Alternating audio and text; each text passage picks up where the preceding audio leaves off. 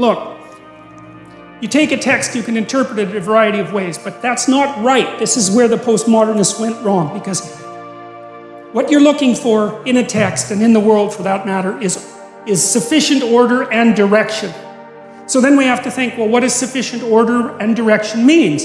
Well, you don't want to suffer so much that your life is unbearable, right? That just seems self-evident. Pain argues for itself. I think of pain as the fundamental reality because no one disputes it, right? I mean, even if you say that you don't believe in pain, it doesn't help when you're in pain. You still believe in it, right? You can't pry it up with logic and rationality. It just stands forth as what the fundament of existence, and that's actually quite useful to know. Say, well, you don't want any more of that than is absolutely necessary. And I think that's self-evident. And then you say, wait a minute, it's more complicated than that. You don't want any more of that that's necessary today, but also not tomorrow and not next week and not next month and not next year. So however you act now, better not compromise how you're going to be in a year, because that would just be counterproductive. That's part of the problem with short-term pleasures, right? It's like act in haste, repent at leisure. Everyone knows exactly what that means. So you have to act in a way that works now and tomorrow and next week and next month and so forth. And so you have to take your future self into account.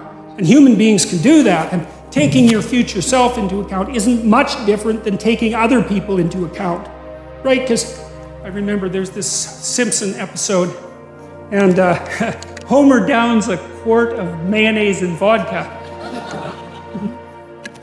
He says, Marge says, you shouldn't really do that. And Homer says, that's a problem for future Homer. I'm sure glad I'm not that guy.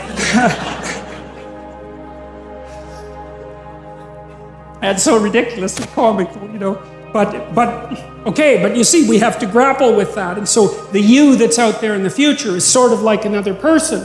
And so figuring out how to conduct yourself properly in relationship to your future self isn't much different than figuring out how to conduct yourself in relationship to other people. But then we could expand the constraints. Not only does the interpretation that you extract have to protect you from suffering and give you an aim, but it has to do it in a way that's iterable, so it works across time, and then it has to work in the presence of other people so that you can cooperate with them and compete with them in a way that doesn't make you suffer more. And people they're not that tolerant. They have choices. They don't have to hang around with you. They can hang around with any one of these other primates. And so if you don't act properly, at least within certain boundaries, it's like you're just cast aside. And so people are broadcasting information at you all the time about how you need to interpret the world so they can tolerate being around you.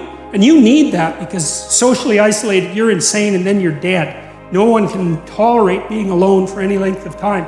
We can't maintain our own sanity without continual feedback from other people because it's too damn complicated. So you're constrained by your own existence, and then you're constrained by the existence of other people.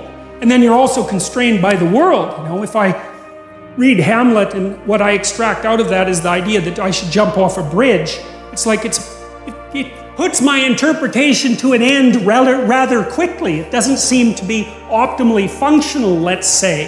And so an interpretation is constrained by the reality of the world, it's constrained by the reality of other people, and it's constrained by your reality across time. And there's only a small number of interpretations that are going to work in that tightly defined space. And so that's part of the reason that the postmodernists are wrong. It's also part of the reason, by the way, that AI people who've been trying to make intelligent machines have had to put them in a body. Because it turns out that you just can't make something intelligent in some sense without it being embodied. And it's partly for the reasons that I just described. Is you need constraints on the system so that the system doesn't drown in an infinite sea of interpretation. It's something like that.